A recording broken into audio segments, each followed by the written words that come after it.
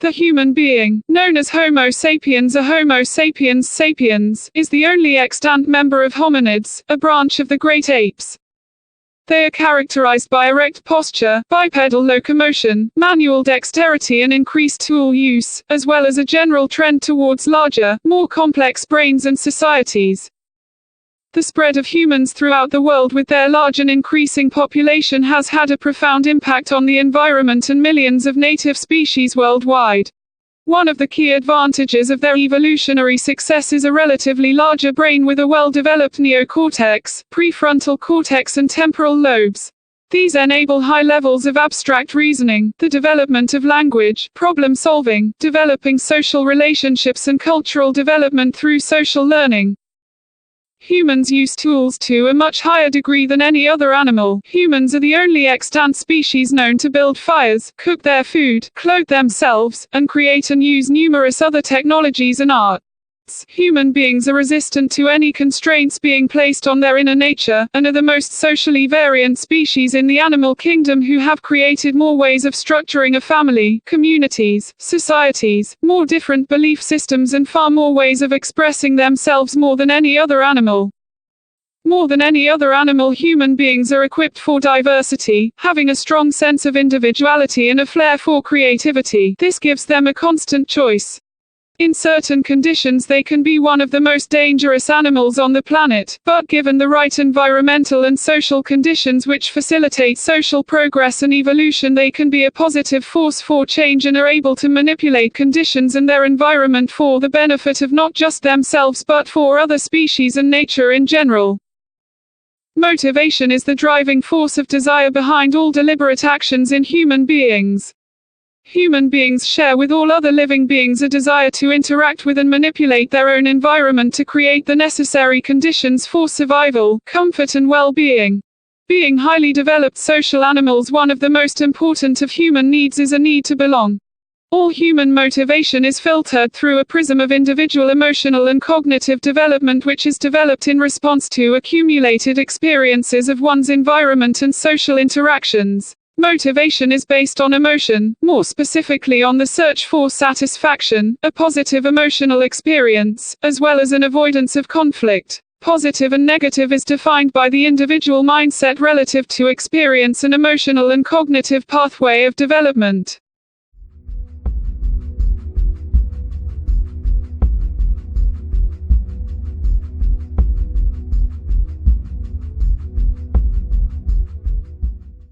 From a very early age we are all put under pressure to conform and fit in with the expectations of others in society. Some of this pressure comes from the stress and pressure our parents are put through as a result of their own social status and social relationships, and this can have powerful effects on child development and impact directly on their own individual pathway of emotional and cognitive development. Right from the moment we are deemed capable of social interaction, our toys, games, fairy stories, play activities, and education are designed to condition us to accept inequality, a social hierarchy, and to be motivated towards conforming and fitting in with societal stereotypes influencing how we think, how we behave, and how we interact with others. Opportunities to make use of our naturally long childhood through exploration, experimentation and discovery of our own natural individuality and creativity are kept to a minimum, while it is assumed at every stage of our development that we are open to and willingly embrace mind control from authority, not just from parents and others but from religion and the government. Most strategies designed to reinforce conformity and acceptance of authority are based on denial of our central emotional need to belong through exclusion, threat of exclusion, and placing us in situations of conflict, and these strategies are employed from our earliest educational experiences. Within this is a certain amount of pressure to conform to societal expectations relating to our perceived role in society, and throughout we are molded and shaped into predefined models of good citizens. Early on we are taught that the economy is the most important and that we should all aspire to become good model citizens and aspire to fit in with stereotypes of success so that we can be free, independent and contribute to the economy. As long as we conform and submit to that what we are taught and conditioned, we are treated as being part of mainstream culture and thus included in society.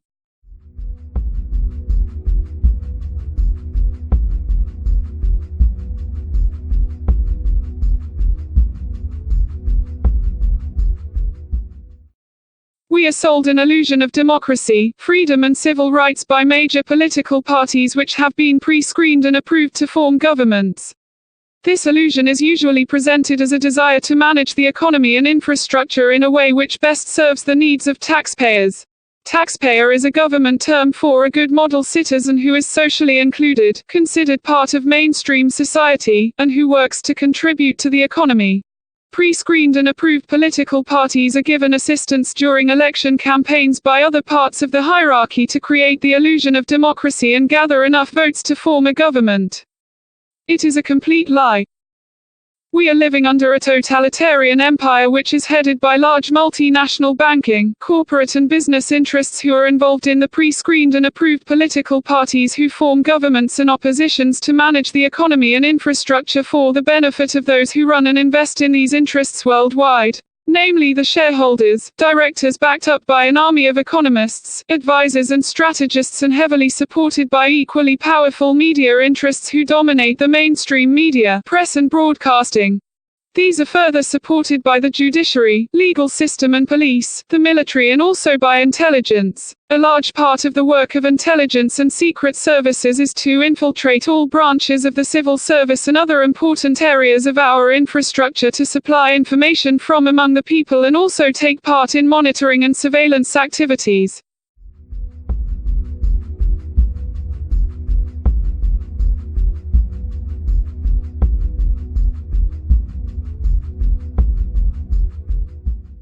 Austerity is one of the more extreme empire policies which has three major objectives. The first is to redistribute wealth generated by tax revenue away from reinvestment in the economy through the provision of welfare, social security and other social services directly towards corporate profit.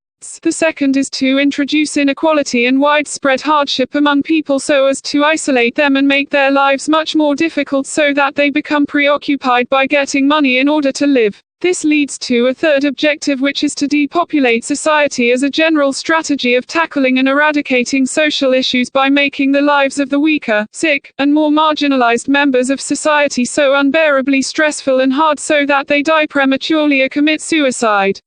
This is all based on the premise of using poverty and the threat of destitution as a means of control and a belief in social exclusion being accepted by members of mainstream society as a means to punish those who cannot or will not fit in with mainstream society and make an adequate contribution to the economy.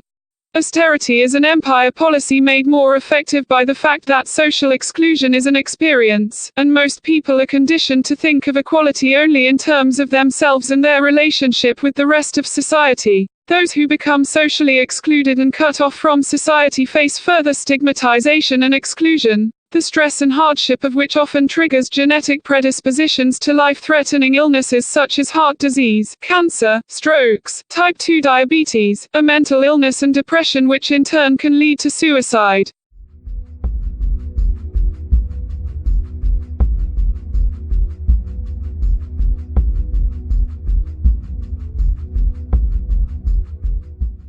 The basis of the universe is creativity and interaction. The only constant in the entire universe is change. The universe as we know is constantly expanding.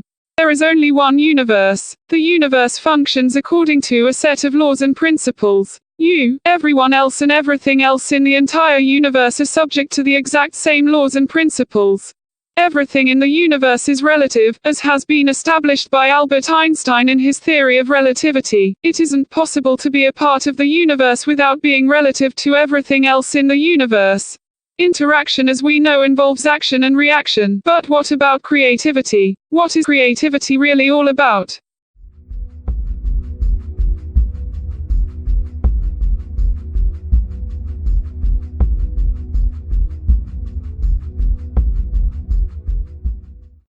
Creativity is any form of interaction between the physical and metaphysical which results in a perceptible change in existence.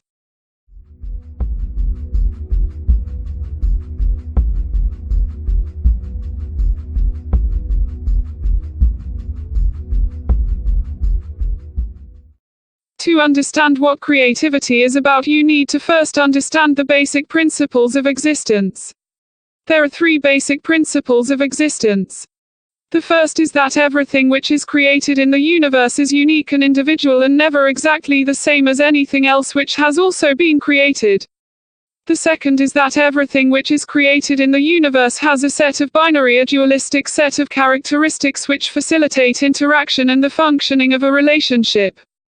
The third is that all change and motion which takes place in the universe is cyclical in nature.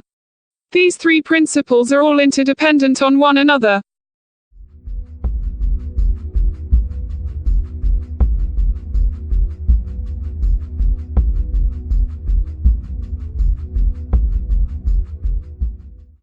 The entire universe exists on the principles of existence previously given.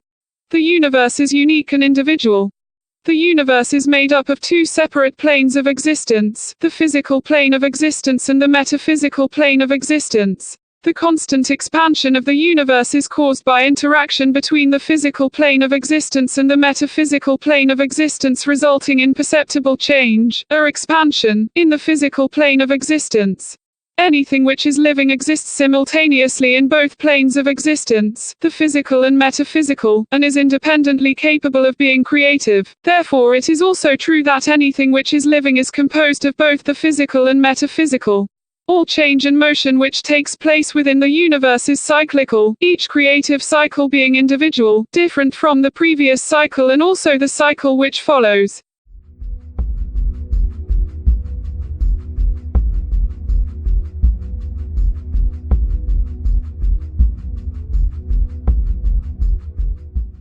Creativity is synonymous with change. Change can be either dramatic or traumatic. Dramatic change promotes living existence and interaction between the physical and metaphysical planes of existence.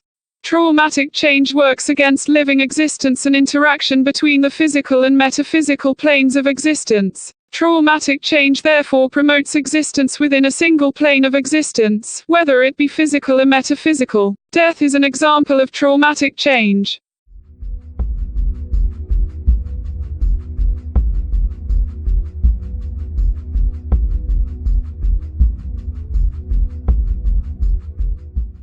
Any creative cycle involves interaction between the physical and metaphysical, both dramatic and traumatic change in approximately 4 equal stages, which are illustrated here as examination, a breakdown, inspiration, conception and application. The starting and finishing point of any creative cycle is that what exists and what can be perceived to exist. This creative cycle is universal and applies to any form of creativity in the universe.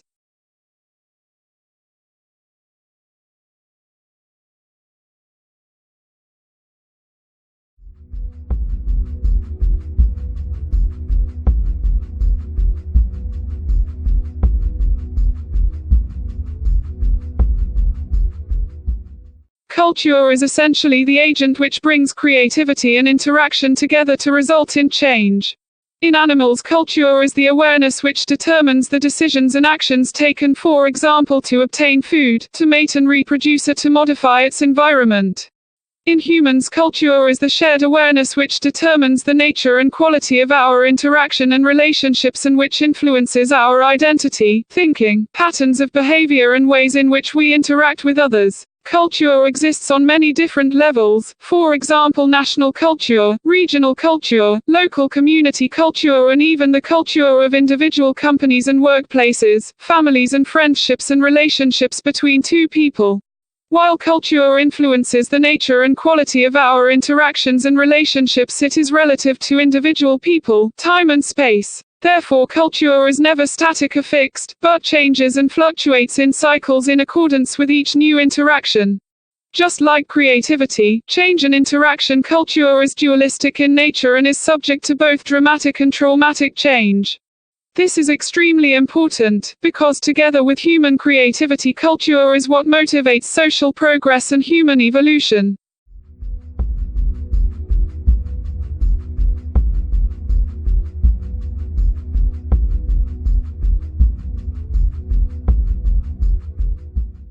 Creative cycles are individual and, as we know, involve both dramatic and traumatic change. Often our creativity, whether it is through the formation and development of ideas or through actions, may involve numerous different creative cycles. each one individual, and each one involving both dramatic and traumatic change. It is important here to distinguish between creativity and reproduction, the repetition of a creative process a cycle on the basis of a previous process a cycle. Genuine creativity necessarily involves change to the creative cycle a process, and working from a point in reality towards a point in possibility. The end result can be one of dramatic change, resulting in a successful outcome, but more often results in traumatic change and failure. Much of what creativity is really all about is exploration, experimentation, trying different things out, and discovery. Human beings as we know are subject to motivation. Motivation is based on emotions and emotional reasoning. There are different motivating factors. For example, the avoidance of conflict, the libido, seeking of pleasure and happiness, and also if we consider economic motives, incentives. Both culture and cultural awareness go together with motivation to determine the nature and objective of the creativity. The nature and objective of creativity may be either dramatic change or traumatic change, even though the creative cycle remains exactly the same. Culture and cultural awareness enable someone to identify opportunity in their environment or interaction, whilst motivation serves to determine the nature and outcome of the creativity and its objective. Therefore, creativity, in particular human creativity, is influenced not only by culture and cultural awareness, but also by individual morality. Perceived dramatic and traumatic change is determined by the individual mindset, which is often influenced by cultural awareness, past life and relationship experience, objectives on the individual emotional and cognitive pathway of development, by societal norms or, conversely, by social exclusion. The basis of morality is a motivation towards traumatic change. This is because living existence involves existence in both universal planes of existence which are incompatible with each other and subject to different laws and principles of existence. There is a certain amount of pressure therefore to exert energy towards traumatic change, which explains why crime is one of the easiest of creative activities to carry out, and our instinctive emotional responses in conflict situations tend towards anger, destruction and violence. However, people do have a choice in all situations, but quite often, particularly in cases of crime and criminal activities, cultural awareness may be greater of a culture which lies outside societal norms. Quite often the culture of violent criminals is a culture of abuse, exclusion and hardship, and people can only perceive opportunities for their creativity on the basis of their own cultural awareness and life experiences. Working towards dramatic change generally requires a greater effort and also a greater number of opportunities than for traumatic change. It is also worth remembering that choice, particularly moral choice, can exist as opportunities in culture, particularly within the criminal justice system. Studies in the past have shown that convicted criminals, including violent offenders and repeat offenders, have a greater degree of creative ability developed as a result of their involvement in carrying out crimes. Within society the choice always exists, and that choice is dependent on whether to simply incarcerate and punish offenders or whether to provide opportunities for offenders and criminals to work towards developing their inner creativity towards dramatic change.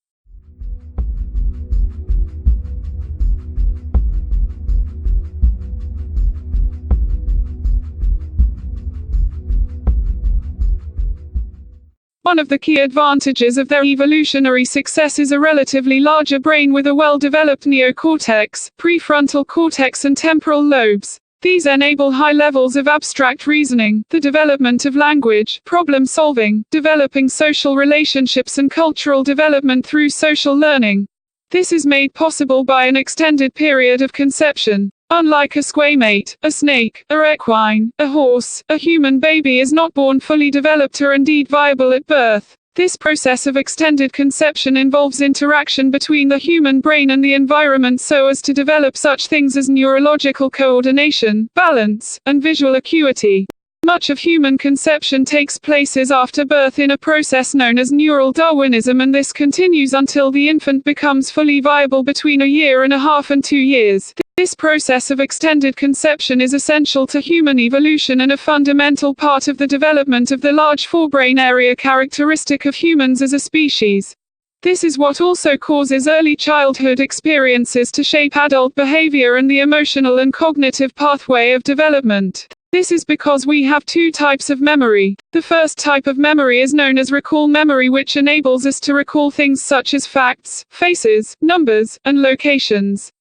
Then you have another type of memory known as implicit memory, which is an emotional memory which records the emotional impact of early experiences. Implicit memory not only records the emotional impact of early childhood experiences but is also essential for our ability to develop our inner creativity. Implicit memory is a fundamental part of being able to process inspiration and transform it through our cultural awareness into the ability to envision creative output and develop ideas and concepts. It is also an essential part of transforming early emotional experiences and impact and inspiration into a feeling of well-being, feelings of hope, and it also influences our ability to dream and conceptualize objectives, thus is also essential for developing a life script. Anyone can learn how implicit memory works by exposing themselves to familiar creative output, such as a well-known song, a movie. As you listen to the song or watch scenes from the movie, you should be able to recall specific experiences and relationships, and feelings and emotions you experienced from such relationships, and be able to clearly remember places, facts, even specific words said in conversations at the time, which you would not be able to recall having not listened to the song or watched the movie. Very much in the same way people who are adopted have a lifelong sense of rejection. The actual event of the adoption took place soon after they were born, so they have no way of recalling the actual experience as they would not have had a recall memory developed at the time. But their implicit memory recorded the emotional distress of separation, which leads to them experiencing a feeling of rejection from others. This extended period of conception also involves human development with regard to human interaction, which is another fundamental area for development in humans. Here again we can see how human interaction works with creativity to result in dramatic changes and development. One can enhance the development of babies who have been born premature simply by human touch and stroking them for short periods. Physical contact and affection are both essential for human development as they promote dramatic change through emotional experiences and contact, and this impacts directly on the development of the child. Babies who are not held, touched, or picked up or shown any affection can actually die from being denied such contact. This can also impact on a child's development in other ways. Babies who are starved of affection and tenderness, being left to comfort themselves and cry themselves to sleep, can also lead to feelings of insecurity, trust issues, and lead them to grow up into adults who have serious issues with adjusting to living as part of a community or society in general. This can lead to the development of a susceptibility to social exclusion, behavioral problems, and to such issues as obesity and substance misuse. Humans are motivated to interaction and action through emotional needs, and often it is whether those needs become fulfilled or not, or how, which largely influence how such children develop into adults, how they think, behave, and interact with others. This is how such conditions as obesity and substance misuse issues develop. There is an inability to form successful attachments as a result of past emotional experiences. Yet the motivation for behavior and interaction which results in positive emotional experiences and satisfaction remains. And where there is a reduced ability or opportunity to get such emotional needs fulfilled through contact with other people, those affected are often left with little alternative to seek emotional comfort through eating or taking substances such as drugs and alcohol. This is not a given, because humans are individual and have individual responses to emotional experiences. But experience of such early problems with interaction and intimacy increase the risk of obesity and substance misuse issues developing later in life, as such a susceptibility developing. However, this extended period of conception also exposes infants and small children to the life experience of their parents and others in their family, and it is the actual life experience of the parents, and how easy or difficult their life is, which can directly influence and impact on early childhood development. This can shape not just the development of their emotional and cognitive pathway of development, but also determine to a large extent how these children develop as adults and whether or not they are able to fit in with basic societal expectations. However, this is not a failing of human evolution, but part of what being human is really all about. Nor is this specific to just humans, but is common to many different species of animal and plant life and is part of the development of cultural awareness and the ability to be creative and interact with one's environment. However, what is specific to humans is the nature and quality of social relationships. It is the culture of such relationships, how caring and nurturing they are, how much conflict there is in the relationship, which forms basic cultural awareness and prepares the child to develop in accordance with the sort of community or society into which they will grow and develop as adults. There is no such thing as human nature or shared characteristics common to different people. We are all highly individual and we form habitual or cyclical patterns of thinking, behavior and interaction on the basis of our cultural awareness, our social relationships and the sort of environment we grow up in. Are we growing up in the sort of stratified society where we learn not to trust people, to fight for what we can get, where we can be exploited or taken advantage of for being honest, and where life can often amount to not much more than a struggle to survive and get the bare essentials for a meager existence? Or are we growing up in a more egalitarian society where the development and maintenance of good social relationships is essential for our survival, where empathy is important, reciprocity, a sense of community solidarity, and where from childhood we will need to develop completely different skills and follow a completely different path of emotional and cognitive development? Parents are often left with little alternative but to pass on skills and knowledge taken directly from their own life experience, and it is this transfer of such skills and knowledge which is likely to remain with their children throughout their adult lives.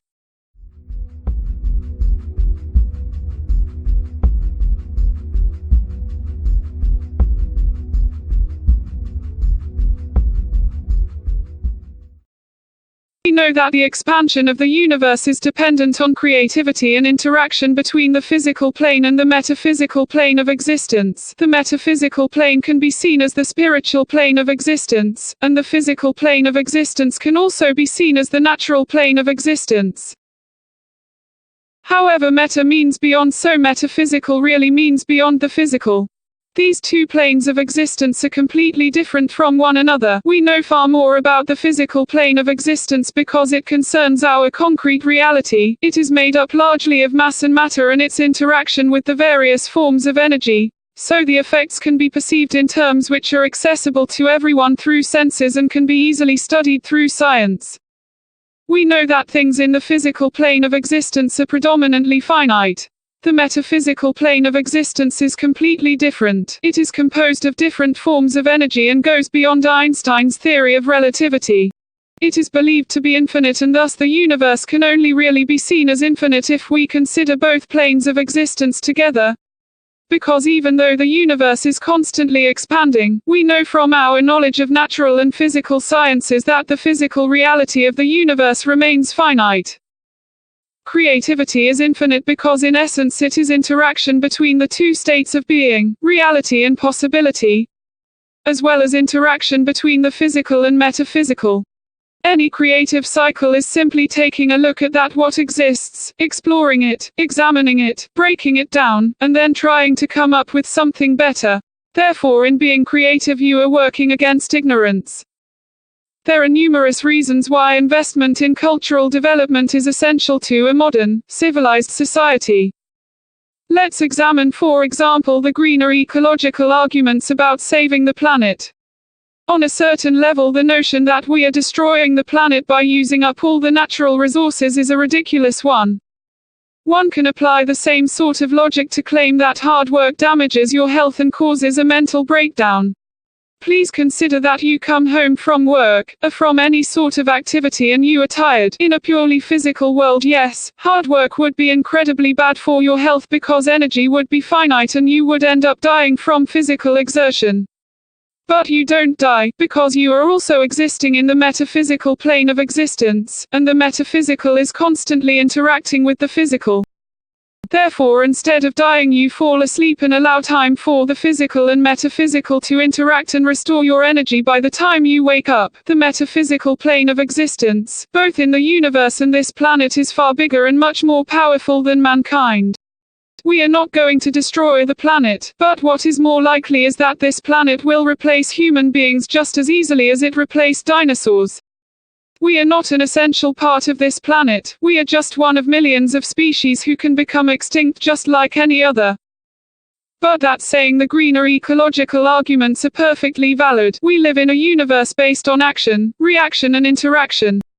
Each time we mess around with the ecosystem of the planet, there will be a reaction. Climate change is part of this reaction. While we are using up all the oil and coal in the planet, which took millions of years to develop, and minerals which took billions of years to develop, we are throwing away opportunities of developing the technology of using renewable energy sources. It's not the world which needs electricity, nor do the vast majority of animals living on the planet. It is humans who need the electricity in order to function. Just on our computers, tablets, and smartphones we use up vast amounts of electrical energy, not to mention the other uses such as transport, lighting, and heating. An investment in cultural development and development of human creativity would help us find renewable sources of energy far quicker. Investment in cultural development and human creativity would help us develop powerful and effective strategies to deal with numerous health and social issues. It would resolve unemployment, reduce crime, and involvement in creative activities such as art, music, photography and the performing arts lifts people out of addiction and is a powerful tool against mental illness and such conditions as depression and anxiety disorders. It is not possible to be creative without interaction with others and development of one's cultural awareness. This brings numerous personal benefits, such as improvement of cognitive functioning abilities, an increase in intelligence, greater ability to spot opportunities and calculate risks, improved strategies for interaction, communication and getting attention, and greater problem-solving abilities. Some people report development of psychic and spiritual powers. Cultural development inspires and stimulates creativity in others, and the sharing of creativity brings further inspiration, and this gives people a sense of well-being and hope. This influences people to become more open-minded, receptive to others, compassionate, and understanding. Cultural development brings with it moral development and social development, promoting social cohesion and unity. This leads to greater opportunities which transform into greater economic opportunities and further economic development.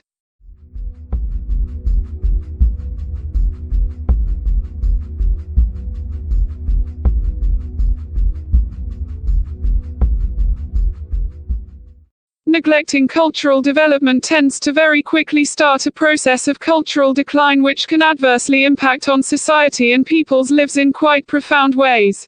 As we know, any form of creativity towards dramatic change requires both interaction with others and opportunities. We also know that creativity towards dramatic change requires more effort in order to overcome the pressure towards traumatic change. What happens is that when there are no opportunities for creativity and no cultural development, there are no outlets for people to express themselves, and this can lead to them feeling stifled and experiencing stress. In many cases, due to the natural human motivation to avoid conflict, this can lead to apathy.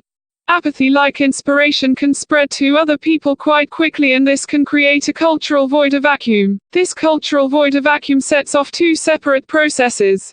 The first process affects human motivation and behavior. People are motivated to direct action through their cultural awareness, which includes experiences of environmental factors and social interaction. Human motivation is based not only on emotional need but also on a desire to express one's creativity through direction, action and self-expression. Where there are no opportunities for self-expression or creative action, people start to feel stifled, inhibited, stressed, and as a result become less open-minded, less compassionate, more angry, more aggressive, and more open and tolerant of inequality. This sets off a process of cultural decline. This is because there is no cultural development working towards dramatic change or inspiration, so on the basis of tension and pressure caused by the incompatibility of both planes of existence, the apathy and tension tend to work in the same way as inspiration, and this leads to traumatic change and traumatic cultural development. So that cultural decline results in social decline, social division, social stigma, and social fragmentation. Within these circumstances, various social issues which develop out of traumatic change and creativity, such as poverty, inequality, crime, social exclusion, start to develop. Some people perceive the moral decline inherent in such cultural decline, and this causes a further reaction from some people which leads to authoritarianism, and this in turn creates further social division and tension. This process of cultural and social decline effectively halts social progress and human evolution, and in some cases can reverse it. Since the mid-1990s, the umbrella term for the various social issues which manifest as a result of social and cultural decline are known as social exclusion.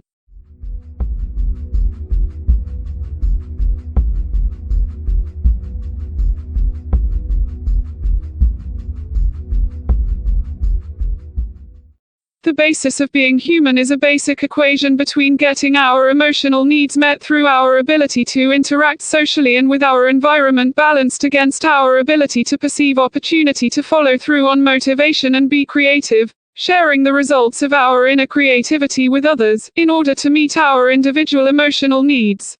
It is this simple equation which determines our ability to independently act and be creative enough with others in ways which we are able to exercise control and independently function to meet all our own individual needs, from basic needs such as providing ourselves with shelter, warmth, food and sleep, through to more complex and abstract needs through self-expression through philosophy, religion, art, technology and business.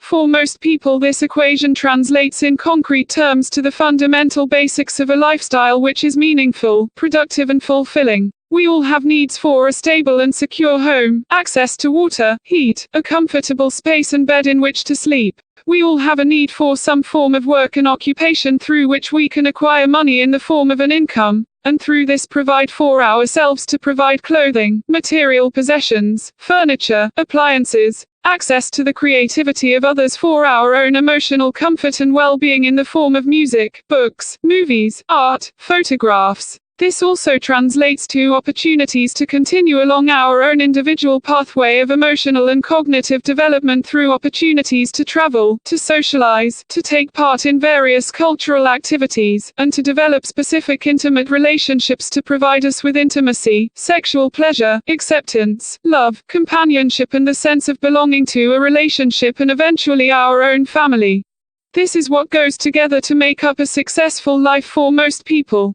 Critical to the balanced functioning of this basic equation is the fulfillment of our need to belong, which forms our most important emotional need. We are all part of a triangular relationship, not just with the people we interact with socially and our family, friends and loved ones, but also with the wider community and society.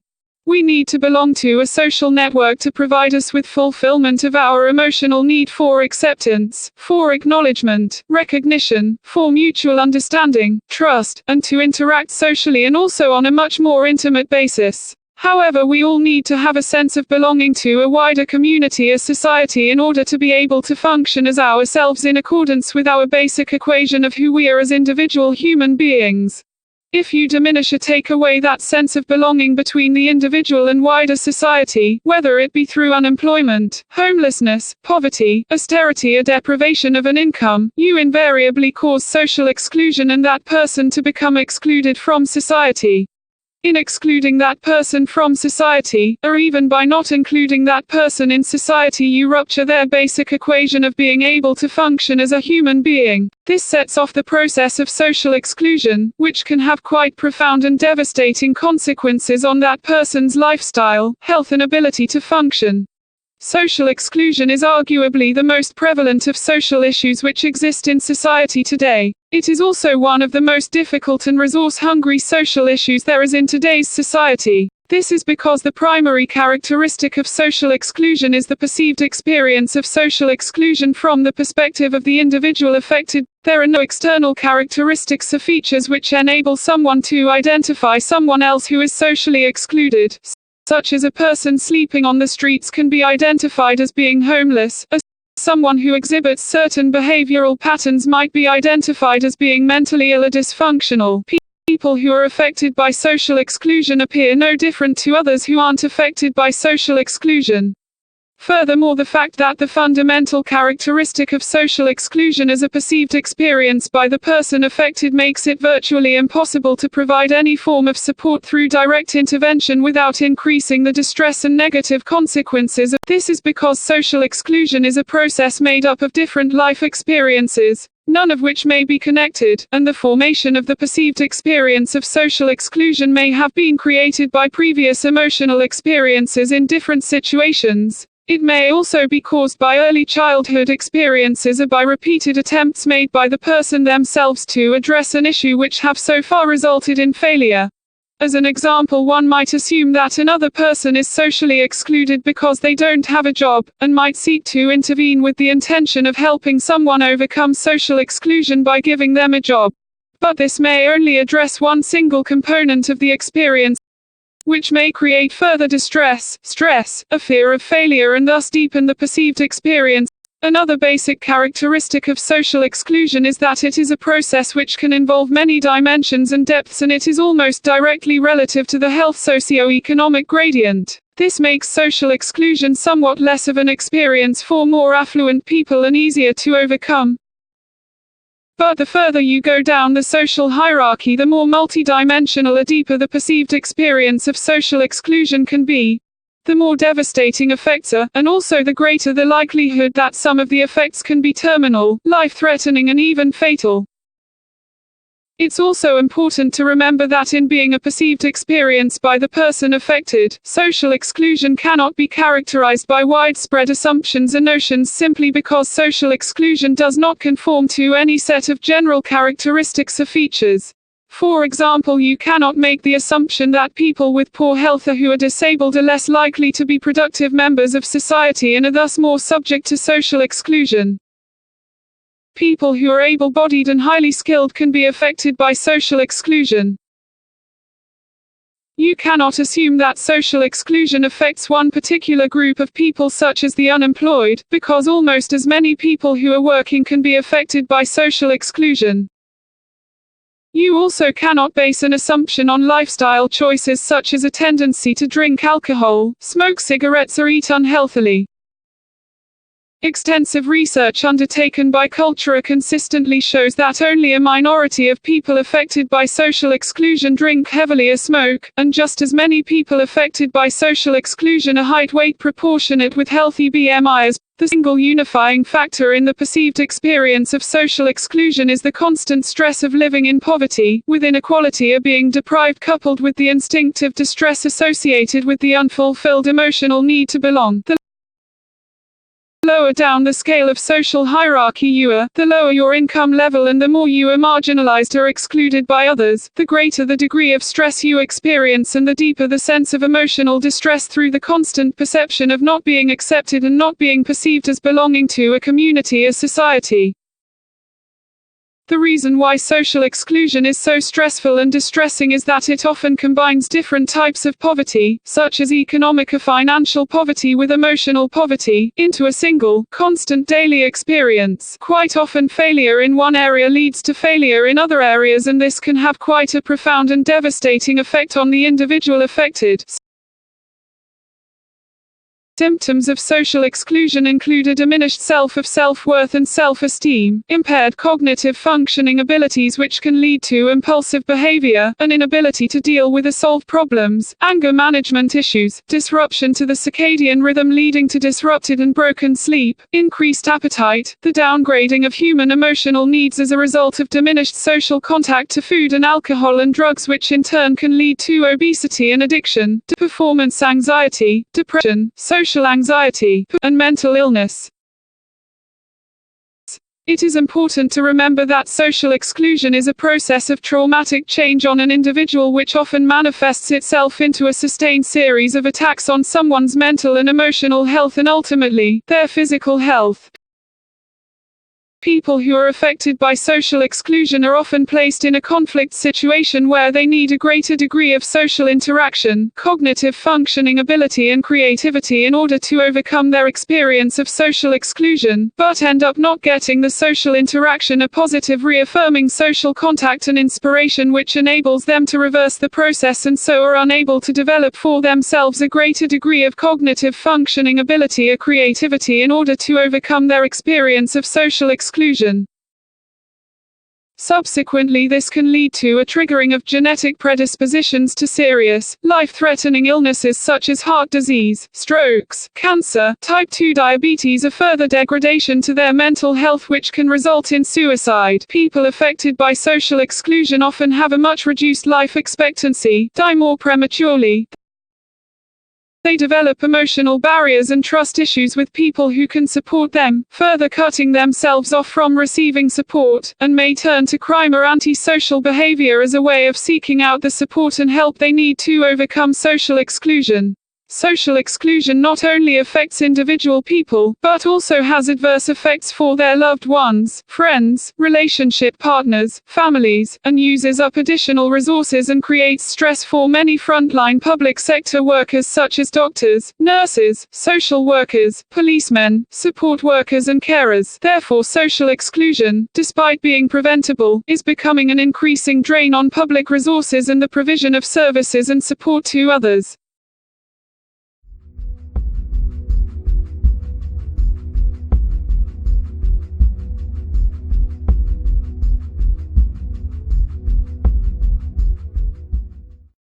The process starts when the UK government or Treasury requests to add £1 billion to the money supply. It contacts the Bank of England. The Bank of England has its own private supply of money which does not belong to any of the money which is in circulation in the economy.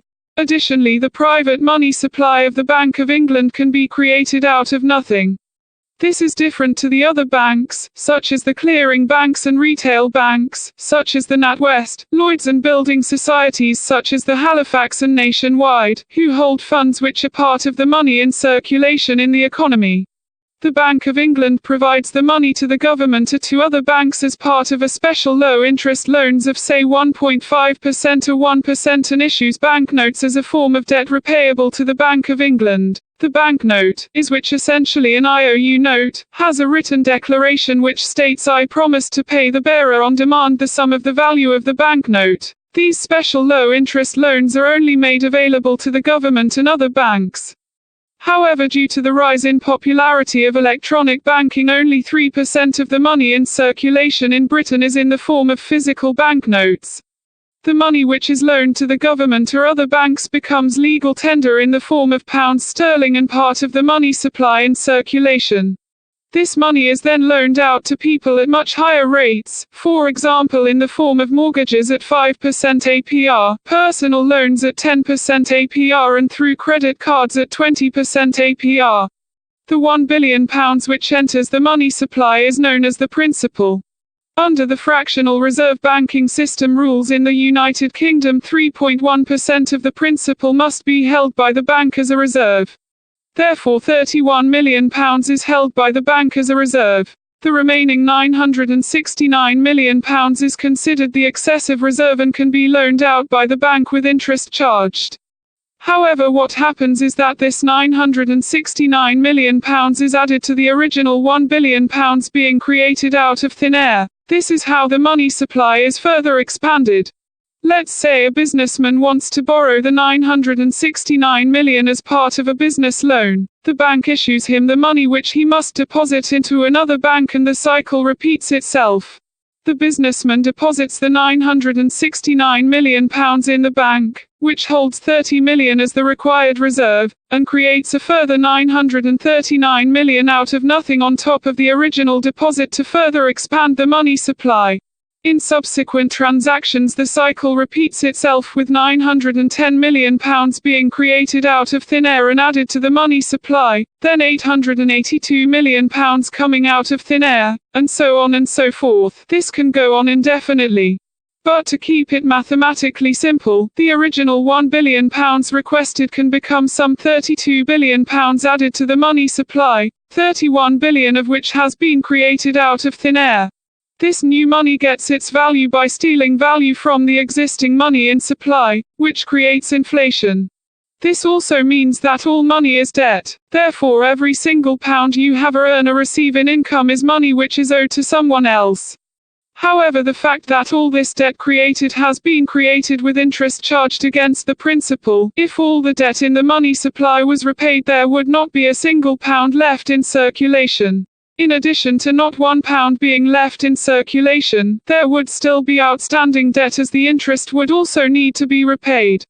Therefore, the only two possible outcomes in addition to inflation are increased poverty and insolvency or bankruptcy.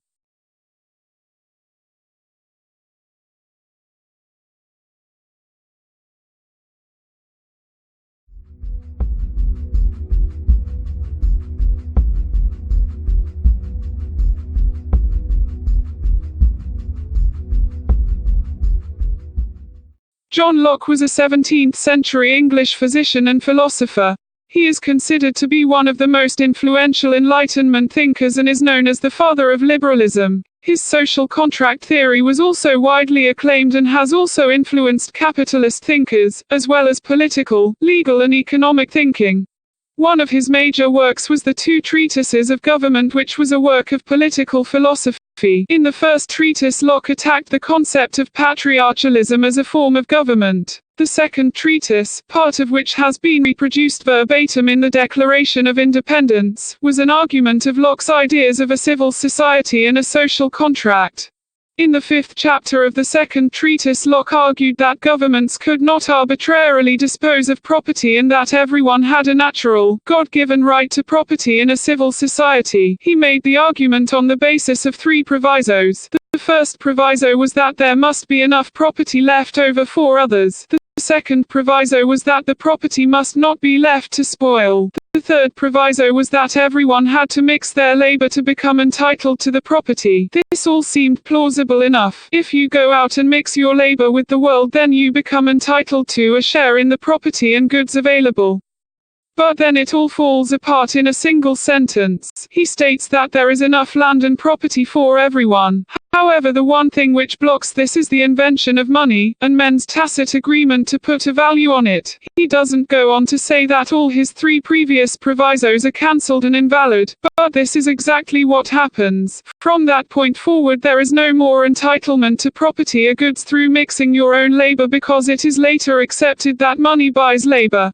On that basis of the acceptance that money buys labor, there is no longer any consideration as to whether there is enough left over for other people. There is no longer any concern for waste, because Locke argues that money is like silver and gold and cannot go to waste. This is ridiculous, because nobody is really concerned about the actual physical condition of money, but what its effects are. But the argument continues, built up by one logical fallacy after another. He accepts that there is inequality but does not suggest how to resolve it in his civil society. He suggests that the government should moderate the conflicts between capital owners and workers, but makes no suggestion as how this can be achieved. In places, his labor theory of value contradicts his supply and demand theory, but it meets the interests of capital and property owners, so he gets away with it.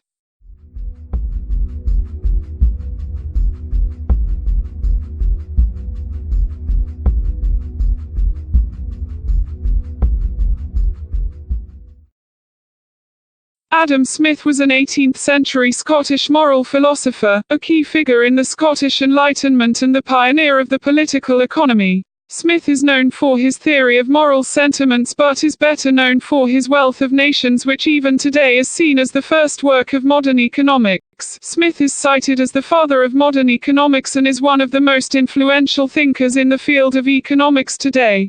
Admittedly, the thinking that property was a God-given right and that God provided property and goods for people to enjoy was started by John Locke and his treatises of government, which as a result of its glaring logical fallacies allows for the unlimited accumulation of wealth and for inequality in society. It is also accepted that property is a right of private ownership. It is also accepted that money buys labor.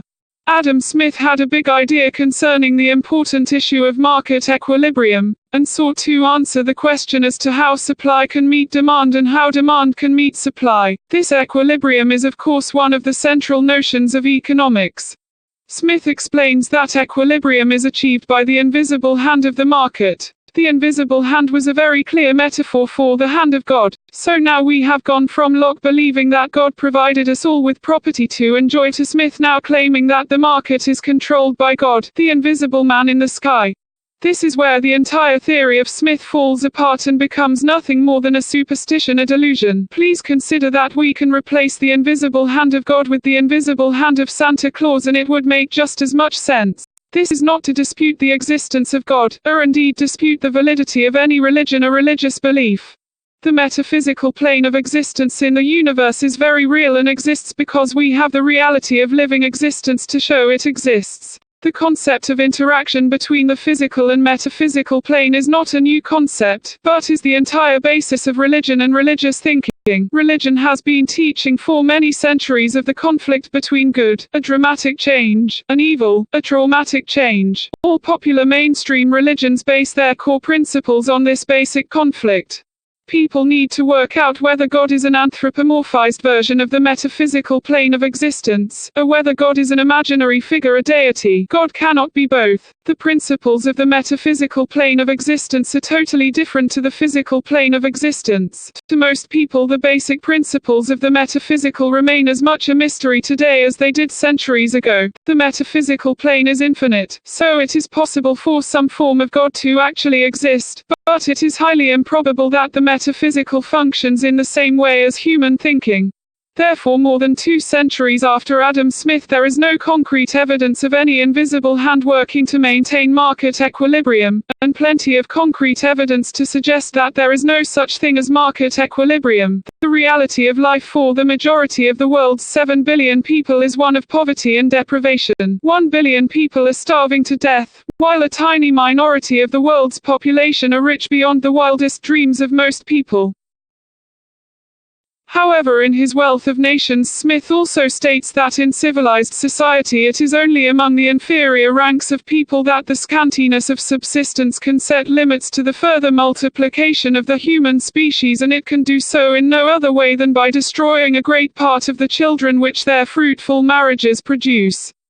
So Adam Smith anticipated evolutionary sense in the worst possible sense.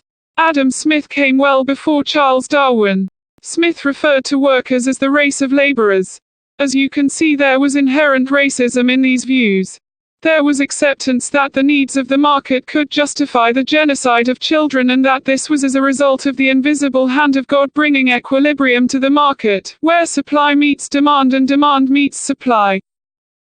Furthermore, it was Smith who introduced the concept of moral worth on the basis of one's ownership of property or money, and also the notion that the workers or laborers were a race of people inferior to capital nor owners of property. You can also see here how there is no concept whatsoever of any sort of social responsibility or any sort of religious thinking inspired by helping the poor. Now you can perhaps see how many of the virulent things and ideas, together with the lack of social responsibility, acceptance of inequality, and also acceptance of leaving poor people without money to die, things that you can see going on today in the current system, all come from the seeds that were planted by Adam Smith.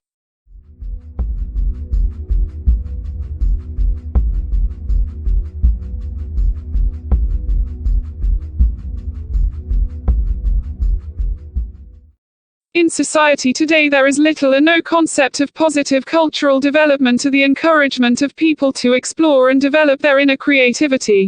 Furthermore, you never hear of someone talk about social progress or the state of their country in terms of their own emotional or physical well-being, their feelings of happiness, trust or faith in organizations, or their material or financial stability. There is no widespread or general feeling of hope. People are not talking about their ambitions or dreams, or life objectives. What you get instead are their perceptions on the economy or through economic abstract concepts, such as the gross domestic product, the retail price index, rates of inflation, and the current value of the stock market. The average man in the street is more inclined to tell you about the difficulties and hardships he is experiencing. His fears about the future, perceived threats to job security, health and emotional well-being, or income. What does this tell us of real value as to the quality of people's lives? Nothing. All the information we receive either relates directly to the money sequence of value or the social effects of the disconnect between the money sequence of value and social progress. For example, the gross domestic product is simply a measure of the value of a country's assets through the value of goods and services sold. This measure is claimed to directly relate to the standard of living of people in the country. As an example, healthcare accounted for over 17% of gross domestic product in the United States in 2009. This amounted to over $2.5 trillion spent, which in turn created a positive effect on this particular economic measure. Following this logic, it would be even better for the American economy if healthcare services increased further, perhaps to $5 trillion. This would promote more jobs, more growth, and thus be argued by the country's economists as a further rise in the country's standard of living. But there are a couple of problems connected with this way of thinking. Firstly, the basis for all this growth are people who are sick and dying. Furthermore, sickness and ill health does not quite carry the same freedom of consumer choice as for other products and services. Nobody ever tells you that they are saving up to have their next heart attack, and nobody has ever walked into a bank and applied for a bank loan because they want to contract cancer and go through the process of chemotherapy. This is not a joke or a particularly cynical perspective, but the way things actually are in reality. If you care to step back and take a good look at the situation, you will realize that increasingly the gross domestic product is actually a measure of industrial inefficiency and social fragmentation. It cannot be seen in any context as a reliable measure of social or personal well-being among people. Furthermore, if you care to give this matter even more thought, you will realize that further economic growth and rises in the gross domestic product actually means further industrial inefficiency and the further development of social issues, and the worse things are becoming on a social, personal and environmental basis. This has led to the widespread acceptance of the exploitation of social issues and personal hardship as an economic tool for corporate profit and economic growth. There is no incentive for profit under the current system in saving lives, working towards equality or social justice, or working towards justice, peace, cultural development or anything else. Likewise, crime generates business, social destruction creates business, and while it is unspoken, there is a business interest in keeping people sick, homeless, unemployed or jobless and generating profit out of their personal misfortune. In the United Kingdom, the prison service is being transformed into an increasing number of private prisons run for profit, whilst previously publicly owned prisons are being sold off to property developers and converted into luxury hotels and hostels. These corporations are trading on the stock market in London and Wall Street, and their share values are based on the number of people they have in prison. This is sickness and dysfunctional, but this is also what this current economic system demands.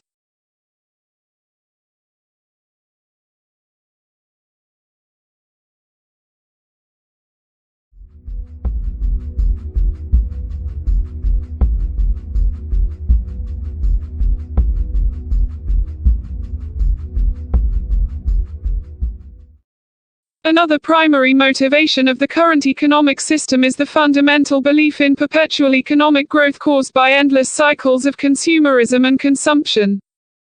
When we examine the fundamental basis of modern market economics, we find that the basis is a relationship of monetary exchange which cannot be allowed to stop or be slowed down if society is to remain in any way functional. Center stage in this economic theater are the employer, employee and consumer. The employee supplies the employer with labor in return for an income. The employer sells goods and services to the consumer for income. The consumer, of course, is simple, the employer or employee in a different role, spending the money earned back into the system to enable the cycles of consumption to continue. The global market economy is based on the assumption that there will always be enough product demand to move enough money through the system at a rate which can keep the consumption process going. The faster the rate of consumption, the greater the economic growth assumed, and so the beat goes on. But isn't the whole purpose of the economy based on the efficient and economical management of resources for the benefit of everyone in society? How does the current economic system work to achieve the objectives of a traditional economy? It doesn't. The objectives of the current economic system are in direct opposition to all the objectives a proper economy should have. We live in the concrete reality of a planet composed mainly of mass in the physical plane of existence and have at our disposal only a finite number of resources. We are consuming huge quantities of oil, a finite substance, which took millions of years to create. The minerals we are currently using in large quantities took billions of years to create. So to be a part of an economic system which promotes the endless consumption of finite, physical resources which we have no possibility of replacing is an ecological form of suicide and a form of collective insanity. Efficiency means an absence of waste, yet this economic system is far more wasteful than any other system in the history of mankind. We are in a state of rapid cultural decline, and this is coupled with an accelerating degree of social decline. No academic paper published anywhere in the world in the last 3 or 4 decades will tell you anything different, that every aspect of our society and culture is in a state of decline. Try to think of any system or any means of life that isn't in direct threat or danger by the current economic system. Nobody is thinking about the causal mechanism. However, this is the causal mechanism, the rapid degree of cultural decline tied together with an accelerating degree of social decline caused by a disconnect between social and economic development. The causal mechanism is the emphasis of economic development to the detriment and willful neglect of social and cultural development.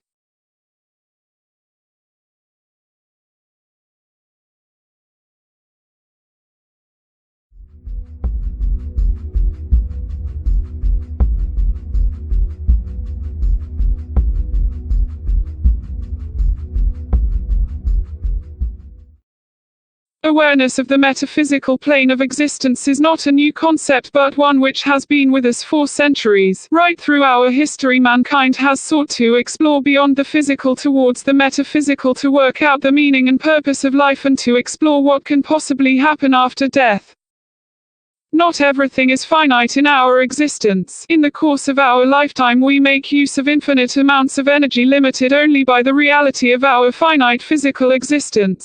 Our capacity to learn and understand is infinite if we only bother to make the effort. The same is true of our compassion, our creativity, and our ability to seek and discover the truth. The fundamental basis of religion is the conflict between traumatic change and dramatic change, and the need to be creative enough to work against traumatic change and its effects through interaction and creativity. This is why many religions provide opportunities for social interaction with other people, opportunities for study and exploration, and opportunities for creative activities and to bring positive change to the lives of others through charity work. Yet more than anything else, religion has been exploited by mankind as a tool for mind control, to spread inequality, and to create hatred and division between people. We have seen this in the doctrines of Adam Smith, the moral philosopher and pioneer of modern economics, who advocated the killing of children born into poverty for the sake of the market. We see this in numerous wars and conflicts, particularly in the Middle East, where numerous conflicts involve human beings killing other human beings.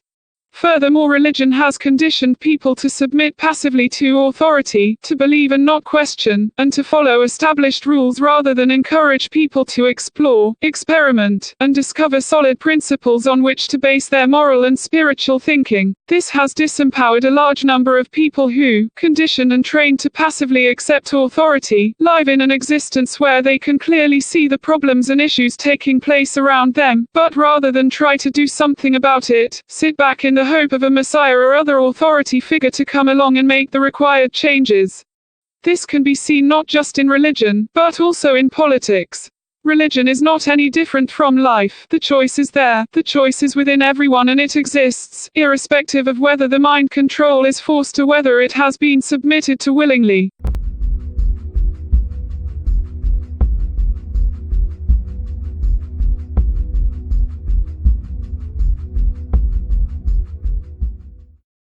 As we sit back and allow the world's economists, politicians, bankers and corporations to destroy our culture, our society, our lives and the planet for the purpose of some fictional game and nonsensical beliefs, the universe continues to expand through creativity and interaction. We are not destroying either the planet or the universe, as both are bigger and much more powerful than mankind. The only thing we are destroying are ourselves. What you are seeing is the creative cycle in action. Austerity is traumatic change. It is the opposite to creativity, because the deficit is fictional as it is based on monetary values. All money is debt, given the fact that fractional reserve banking allows money to be created out of nothing, an interest charged against the principal. Even if we were to repay the entire deficit, there will still be money owed. But austerity depends on taking money away from people, from services, from welfare benefits, and out of the economy for the sake of some arbitrary and made-up debt. The only thing you are creating out of austerity is poverty, and you can see this happening all around you if you care to pay enough attention. The ultimate result of austerity is not destruction of the planet, but depopulation, and the death of people through poverty. We are living in a world of 7 billion or so people, but 1 billion of these people are starving to death. They are not starving to death because of a lack of food, but because they don't have money for food. Millions of people in Africa are dying of AIDS. This is not because AIDS is untreatable and fatal, because we have people in the West who are living with AIDS. People in Africa are dying of AIDS because they don't have the money for treatment. There are people in the world who are homeless, not because there are no empty properties or space to build homes, but because they don't have the money for somewhere to live. You can go through every single social issue on the planet and reach the same conclusion. People are dying because they don't have money to survive. Creativity is a process. When the process becomes a problem, the solution is very simple. You simply reverse the process. There are only two types of change in existence: traumatic change, which works against living existence, and dramatic change, which works to promote living existence. Everything in existence is relative to everything else. If you see the present situation we are in as an outcome, and relative to what has gone before, then yes, you see failure, you see destruction, and you see poverty. However, if you look at what's happening and reject the current system as having any sort of validity, then that what you see is opportunity and where action needs to be taken.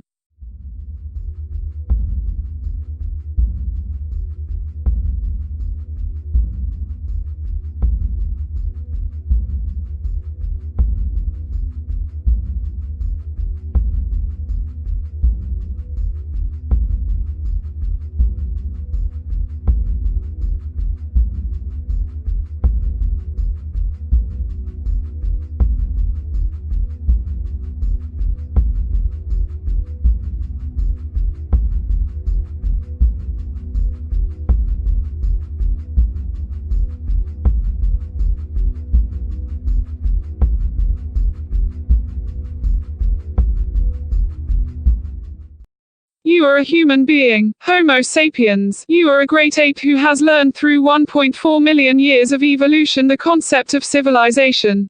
You are naturally equipped to deal with the current situation, for you have a larger brain, the ability to interact socially, and the ability to learn about your environment through social learning. Within you are amazing powers of understanding, compassion, and creativity, which, if you only make the effort to explore and discover, can bring positive change not only to your living existence but also to the living existence to others and to the world around you. It is your humanity which makes you equal to others and everyone else equal to you. Inequality is no more than a social construct designed to keep you in your place and to serve the current system. You have equal access and opportunity to influence culture through your ideas, decisions, and actions, if you only make the choice to become aware of the world around you, to seek the truth, and to create your own solutions. That choice is constant, and you always have that choice.